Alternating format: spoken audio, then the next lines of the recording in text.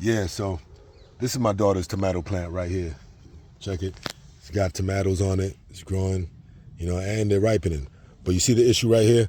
So normal people will just pull that off, but I'm not going to pull it off because I could save this plant. So I'm just going to show you real quick what I use. I'm using this is a bottle. You could use any bottle, really, in case. But I cut the bottle all the way in half, cut the bottom off altogether, and I filled it with soil. So what I'm going to do now, I'm going to start at the bottom of this plant, open it up, open the bottle around the plant, boom, so it's on. Move this all the way up here. I'm going to wrap the bottle around the whole plant. Right, just get everything in there. It's nice and tucked all the way from the bottom. Bottom's insecure. Lovely. So now I got this insecure here. There's already soil in there. I'm just going to take some tape. This is some joint tape. It's a waterproof one. Don't have to get too deep with it.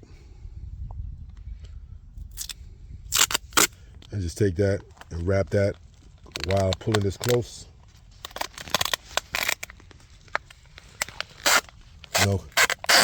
This way the plant has soil all around it, even on its weak part. And I put the soil right in that bottle, create more support, so that plant doesn't have to worry about trying to feed all the way from the bottom. But what's going to eventually happen is more roots are going to grow out from that particular area.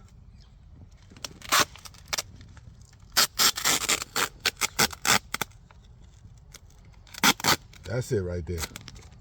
Just save this plant. That's cool. Job well done. And from there, I'll just take some soil and fill the rest of it in there. Go ahead and push that soil down in there so it's packed in, making sure it's making contact with all parts of the plant. There's lots of nutrients there. Right? And yeah, that's a wrap.